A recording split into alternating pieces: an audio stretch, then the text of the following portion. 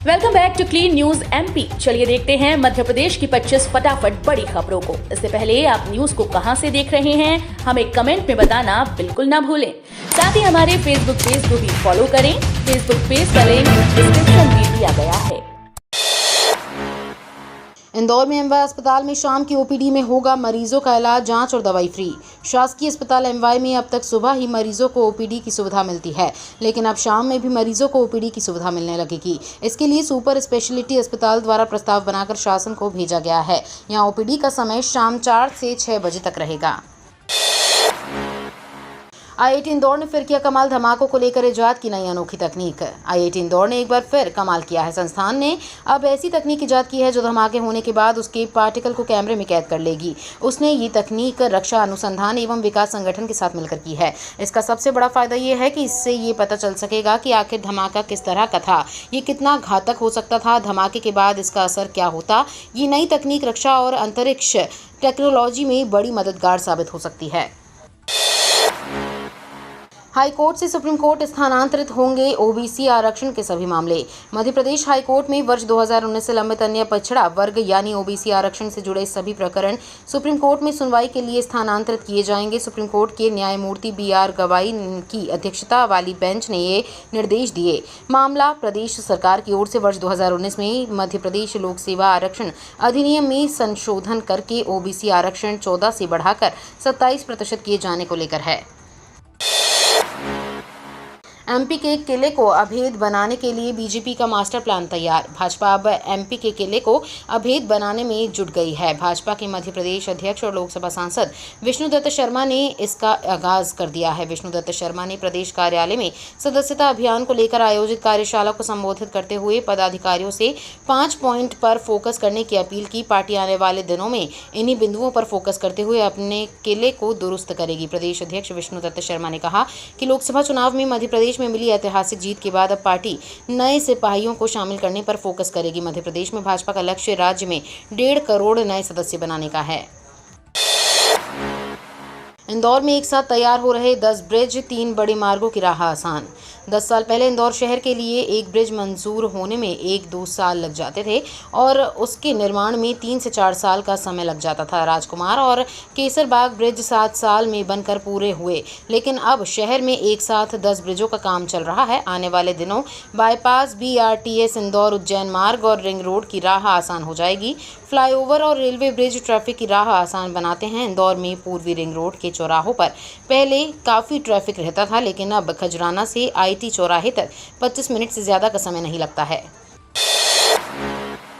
Hindenburg report को लेकर आज ईडी ऑफिस जाएंगे कांग्रेस के सभी बड़े नेता। एमपी कांग्रेस के प्रदेश प्रवक्ता एवं पूर्व विधायक कुणाल चौधरी ने बुधवार को प्रदेश कांग्रेस कार्यालय में प्रेस वार्ता कर हिंडनबर्ग रिपोर्ट मामले को लेकर कई सवाल खड़े किए हैं। उन्होंने सेबी की कार्यप्रणाली को संदेहास्पद बताते हुए कहा कि ये पूरा मामला काले धन को सफेद करने का खेल है, जिसे आप उसी संदर्भ में देखें। इसे लेकर कल कांग्रेस के प्रदेश प्रभारी जितेंद्र भंवर सिंह, PCC चीफ जीतू पटवारी, नेता प्रतिपक्ष उमंग सिंघार समेत सभी बड़े नेता ईडी के भोपाल कार्यालय जाएंगे और अपनी मांग रखेंगे। तीर्थ दर्शन योजना का शेड्यूल जारी, 14 सितंबर से शुरू होंगी ट्रेनें।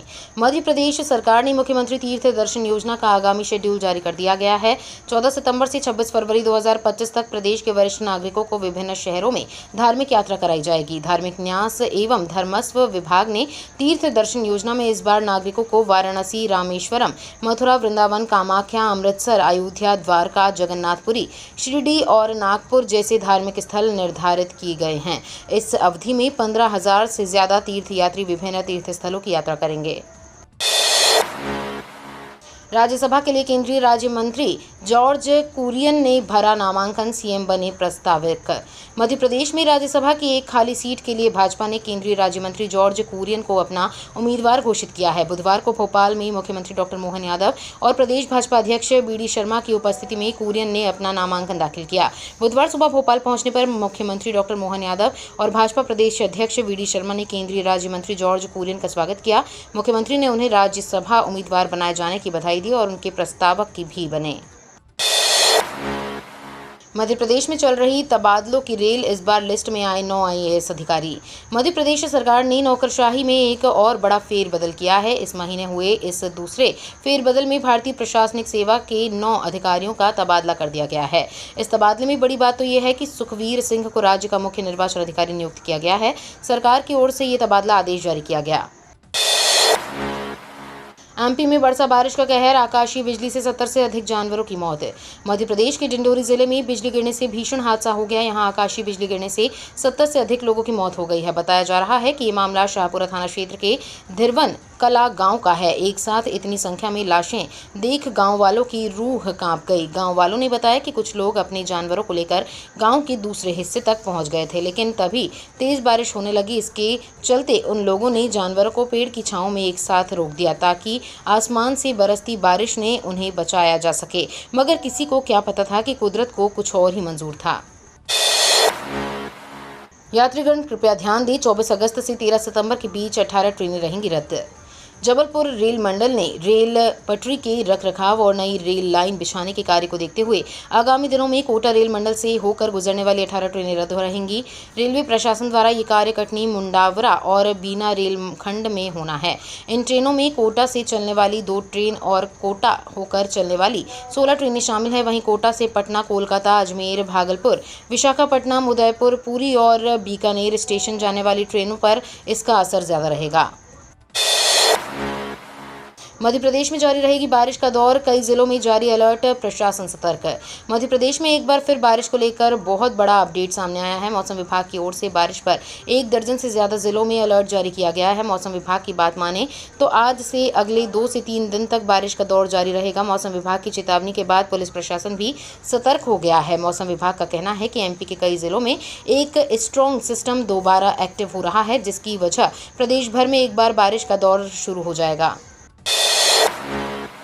संगीतकार उत्तम सिंह और KS चित्रा को मिलेगा लता मंगेशकर अवार्ड। प्रसिद्ध संगीतकार उत्तम सिंह और पार्श्व गायिका KS चित्रा को इस वर्ष के लता मंगेशकर सम्मान अलंकरण से सम्मानित किया जाएगा।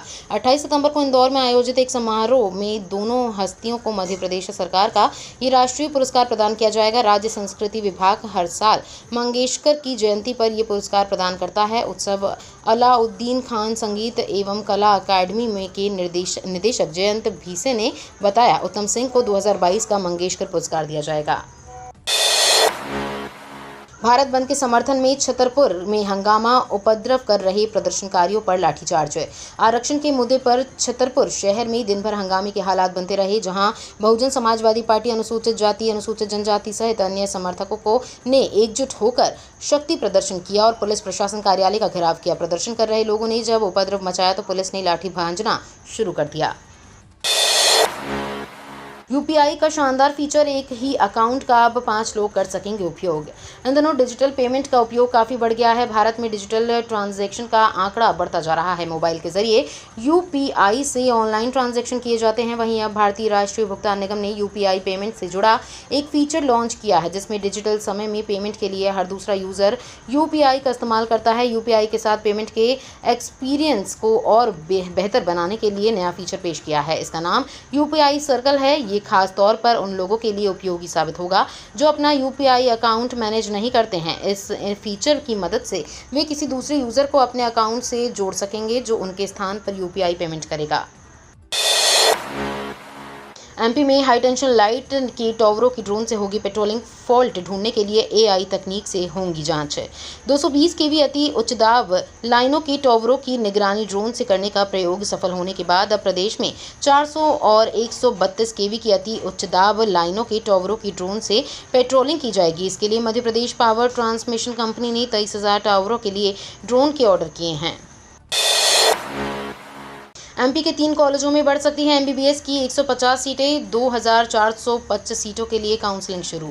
सिवनी, नीमच और मंदसौर मेडिकल कॉलेज में MBBS सीटें बढ़ाने के लिए राज्य सरकार ने अब केंद्रीय स्वास्थ्य मंत्रालय में अपील की है। इसके पहले चिकित्सा शिक्षा संचालनालय ने नेशनल मेडिकल कमीशन में प्रथम अपील की थी, पर एनएमसी से सीट बढ़ाने से मना कर दिया था। तो दूसरी अपील राज्य सरकार की ओर से केंद्रीय स्वास्थ्य मंत्रालय में की गई, जिस पर इसी माह सुनवाई होगी। तीनों कॉलेजों में 50-50 सीटें बढ़ाने की अनुमति मांगी गई है। इन कॉलेजों में एनएमसी ने इसी सत्र से एमबीबीएस की 50-50 सीटों पर प्रवेश की अनुमति दी है, जबकि संचालनालय ने 100 सीटों की अनुमति मांगी थी। 24 कोच की नजर आएंगी वंदे भारत एक्सप्रेस। केंद्र की नरेंद्र मोदी सरकार semi high speed train Vande Bharat में बड़ा बदलाव करने जा रही है। यात्रियों की सुविधा के लिए रेलवे अब 24 डिब्बे वाली वंदे भारत ट्रेन बनाने जा रहा है। यदि ऐसी ट्रेन बनती हैं तो वंदे भारत प्रीमियम ट्रेनों में सबसे लंबी ट्रेन बन जाएगी। अब तक इस श्रेणी में केवल राजधानी एक्सप्रेस है। इस ट्रेन में अधिकतम 22 कोच जोड़े जाते हैं। शरद पवार को मिलेगी Z+ सिक्योरिटी। महाराष्ट्र चुनाव से पहले केंद्र सरकार का बड़ा फैसला। महाराष्ट्र में विधानसभा चुनाव से पहले केंद्र सरकार ने बड़ा फैसला लिया है। केंद्र ने राष्ट्रवादी कांग्रेस पार्टी के प्रमुख शरद पवार को Z+ सिक्योरिटी प्रदान की है। केंद्रीय गृह मंत्रालय ने केंद्रीय रिजर्व पुलिस बल से महाराष्ट्र के 83 वर्षीय पूर्व मुख्यमंत्री शरद पवार को ये सुरक्षा प्रदान करने के निर्देश दिए हैं। इस काम के लिए CRPF के 55 सशस्त्र कर्मियों की एक टीम को नियुक्त किया गया है। केंद्रीय एजेंसियों द्वारा खतरे के आकलन की समीक्षा के बाद शरद पवार को Z+ सिक्योरिटी प्रदान करने की सिफारिश की गई थी। सूत्रों ने बताया कि केंद्र सरकार ने उन्हें VIP सुरक्षा प्रदान करने का फैसला लिया है। पहली बार अंतरिक्ष में टुकड़ों में जाएगा चंद्रयान 4। भारतीय अंतरिक्ष अनुसंधान संगठन के प्रमुख डॉक्टर S सोमनाथ ने कहा कि चंद्रयान 4 और 5 की डिज़ाइन तैयार है। हमें अब सरकार की तरफ से मंजूरी मिलने का इंतजार है। उन्होंने ये भी कहा है कि अगले 5 साल में 70 सैटेलाइट लॉन्च करने की योजना है। मोदी सरकार जल्द शुरू कर सकती है जनगणना। केंद्र सरकार देश में जल्द ही जनगणना करा सकती है। लंबे समय से अटके हुए पॉपुलेशन सेंसस सर्वे को लेकर ये बड़ा अपडेट आया है। सूत्रों के अनुसार केंद्र इसे सितंबर 2024 के आसपास करा सकता है। अगर सर्वे अगले महीने से शुरू होता है तब इसे पूरा होने में करीब 18 महीने का समय लगेगा। हालांकि अभी तक इसको लेकर कोई आधिकारिक पुष्टि नहीं हो पाई है। होटल बार में हेरिटेज मदिरा रखना होगा अनिवार्य। घर में भी रख सकेंगे महुआ की शराब। प्रदेश सरकार आबकारी नीति में परिवर्तन कर हेरिटेज मदिरा बार में रखना अनिवार्य किया जाएगा। बार के मेन्यू में भी इसका उल्लेख करना होगा। घर में भी हेरिटेज मदिरा रखने की छूट रहेगी। उप मुख्यमंत्री जगदीश देवड़ा की अध्यक्षता में बनी मंत्रिमंडलीय समिति में ये आबकारी नीति में ये प्रावधान करने पर सहमति बन गई है। जल्द ही इसकी अधिसूचना जारी की जाएगी। प्रदेश में महुआ के फूल से बनने वाली हेरिटेज मदिरा को पहचान दिलाने के लिए आबकारी नीति के अंतर्गत वर्ष 2022 में नियम बनाए गए हैं। केंद्र सरकार ने पेश किया जवाब। कहा BHMRC में नियुक्ति के लिए डॉक्टरों को दे चुके लेटर। भोपाल गैस त्रासदी मामले में दायर याचिका पर हाईकोर्ट में बुधवार को सुनवाई की गई। इसमें केंद्र सरकार ने अपना जवाब पेश किया है। इसमें डॉक्टरों की नियुक्ति आदेश और फंड जारी करने की बात कही गई है। कोर्ट ने विस्तृत रिपोर्ट मांगी है। अगली सुनवाई 17 सितंबर को होगी। बता दें कि भोपाल गैस त्रासदी मामले केंद्र सरकार की तरफ से पेश किए गए जवाब में बताया गया है कि BHMRC को उपचार के लिए ट्रस्ट के माध्यम से राशि आवंटित की जाती थी। ट्रस्ट को भंग करने का निर्णय लिया गया है और इस संबंध में सिविल कोर्ट में सुनवाई लंबित है। 30 वर्षों से वरिष्ठ नागरिक इंदौर के शासकीय अस्पताल में कर रहे दवा का मुफ्त वितरण। इंदौर में कुछ ऐसे पिता या दादा हैं जो अब बुजुर्ग हो चुके हैं, लेकिन उनका काम, परिणाम, हौसला और जीवन शैली किसी युवा से कम नहीं है। वो आज भी उतना ही काम करते हैं जितना जवानी में करते थे। उनकी आय भी उतनी है जैसी कि युवा अवस्था में कामगारों की होती है। कुछ बुजुर्ग ऐसे हैं जो अपने घर से रोज टिफिन लेकर निकलते हैं, खुद कार ड्राइव करके जाते हैं और गरीबों को दवा, सर्जिकल उपकरण आदि मुफ्त वितरित करने वाली संस्थान में अपनी सेवाएं देते हैं। ये धनाढ्य है और मुफ्त दवा और सर्जिकल उपकरणों के लिए दान भी करते हैं। सेवा व वितरण का काम भी यही करते हैं। जबलपुर के डुमना नेचर पार्क में अब इंटरप्रिटेशन सेंटर का आनंद भी उठा सकेंगे पर्यटन प्रेमी। जबलपुर निगमायुक्त प्रीति यादव ने डुमना नेचर पार्क सहित शहर के सबसे बड़े जंगल डुमना नेचर पार्क का निरीक्षण किया। निगमायुक्त ने बताया कि Dumna nature reserve park interpretation centre में पर्यटक गणों के साथ साथ वन्यजीव प्रेमी भी प्रकृति का आनंद उठा सकेंगे। तो ये थी आज की 25 फटाफट बड़ी खबरें। अगर आपको न्यूज़ पसंद आई हो तो वीडियो को लाइक और शेयर जरूर करें। धन्यवाद।